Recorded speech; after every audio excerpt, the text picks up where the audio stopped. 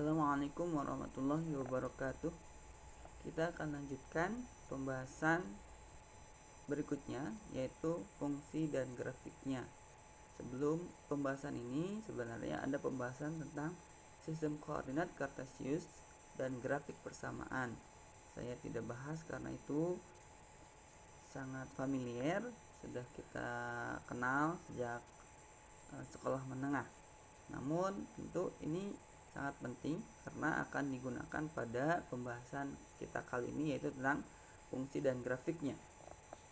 Yang mana pada pembahasan ini kita akan diharapkan bisa menentukan daerah asal dan daerah hasil fungsi dan menggambar grafik fungsi serta menjelaskan karakteristiknya. Dalam kehidupan sehari-hari banyak nilai atau besaran yang mana nilai atau besaran tersebut bergantung pada nilai atau besaran yang lain. Sebagai contoh, berat badan saya itu bergantung pada waktu. Dalam hal ini, berat badan saya dikatakan sebagai fungsi dari waktu. Sebagai ilustrasi secara matematis, misal pada saat T sama dengan T1, berat badan saya B1, yang mana B1 ini didefinisikan sebagai B saat T1. Pada saat T2, berat badan saya misalkan dinotasikan B2. Ini diartikan sebagai B, yaitu berat badan saya pada saat T2, dan seterusnya. Maka secara umum pada saat T, berat badan saya adalah BT. Saya kira ini sangat mudah. Kita lihat ilustrasi secara gambar. Ini sistem koordinat Kartesius, yang mana sumbu X-nya adalah T, sumbu Y-nya adalah PT. T adalah waktu, BT adalah berat badan saat T. Maka ketika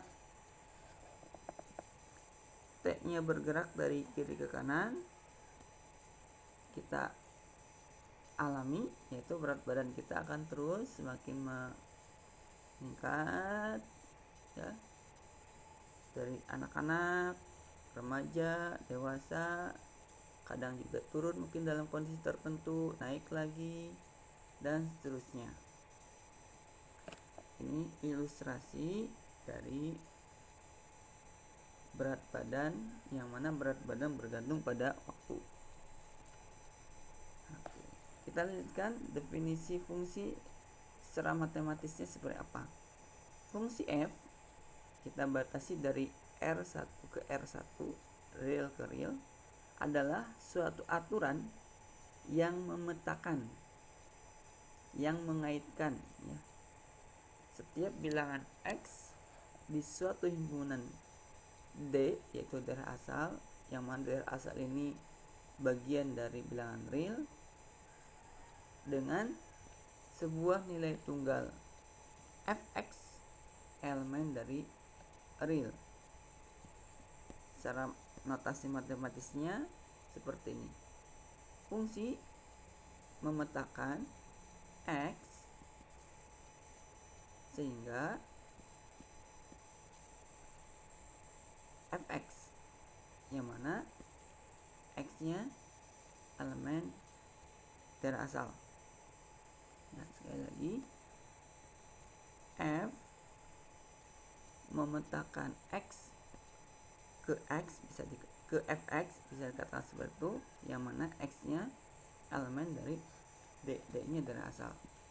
Himpunan semua nilai Y, yang mana Y adalah fx, dengan X elemen daerah asal, yaitu himpunan semua Y sama dengan fx, yang mana X daerah asal ini notasi secara matematis, ya, notasi himpunan, yang mana sudah kita bahas sebelumnya. Ini kemudian disebut daerah hasil dari fungsi f. Sebagai contoh, fungsi fx sama dengan x kuadrat. Ini mengaitkan setiap bilangan real x dengan kuadratnya, yakni x kuadrat. Misal x-nya ini dari asalnya adalah fungsi real.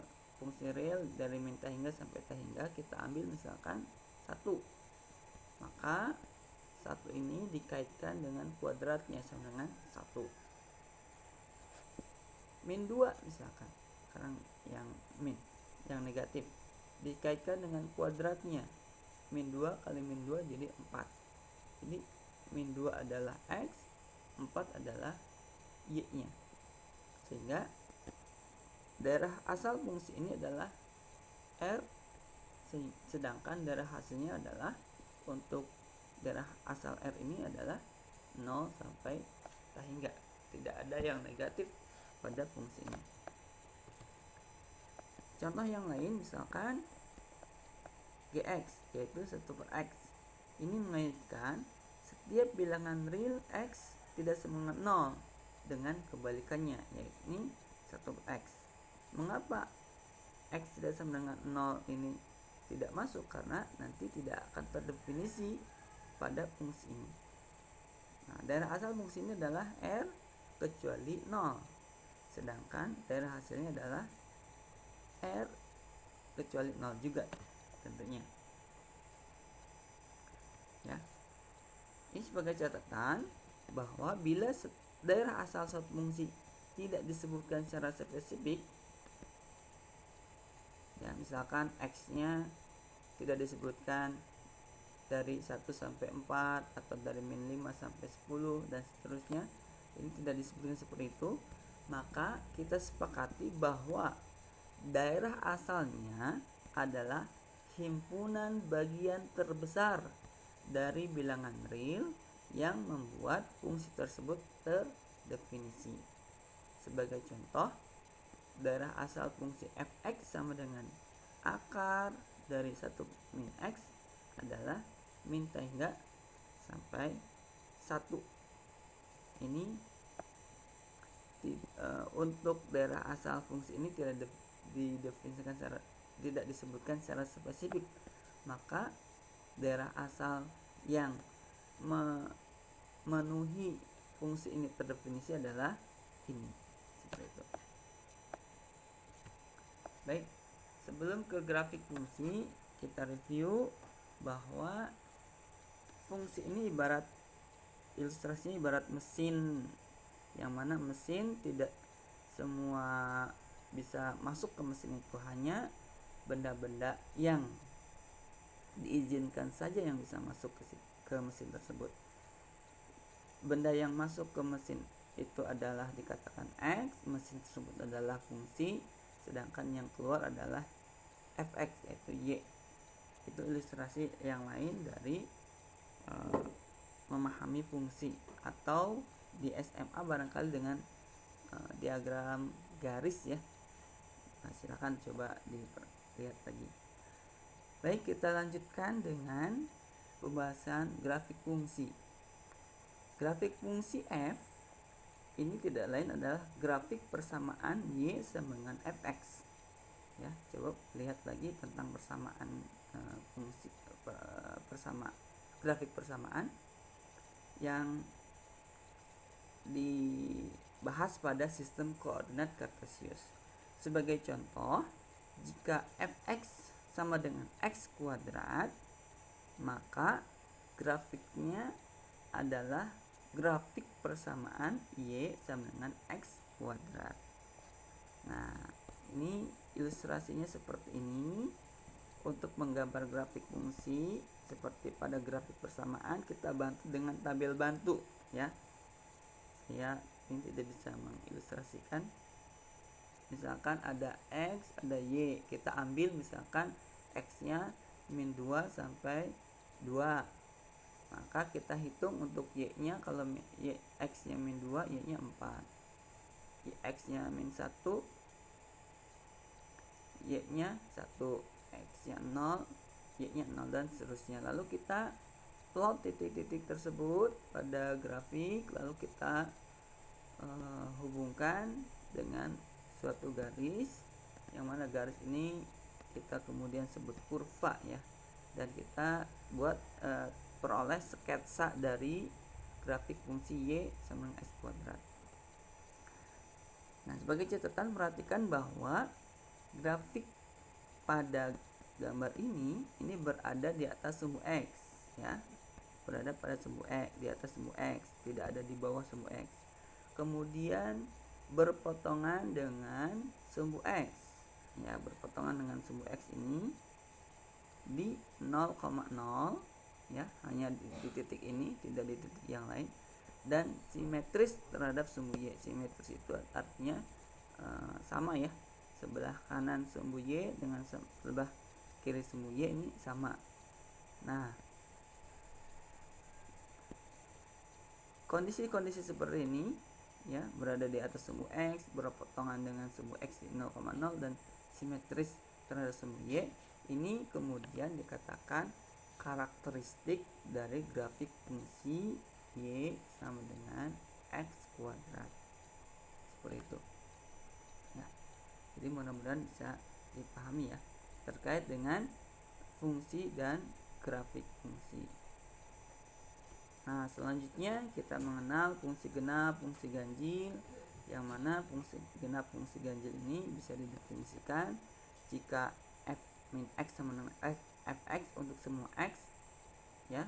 Kemudian grafiknya simetris terhadap sumbu y, fungsi ini disebut fungsi genap. Contoh fungsi genap ini adalah fx sama x kuadrat. Kita cek untuk f min x ini akan menghasilkan fx sesuai dengan definisi untuk setiap x.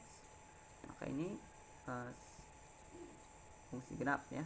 Dan simetris terhadap sumbu y seperti tadi, ini simetris terhadap sumbu y ini, maka fungsi genap. Sedangkan fungsi ganjil, jika f min x sama dengan fx untuk semua x, maka grafiknya ini simetris terhadap titik asal.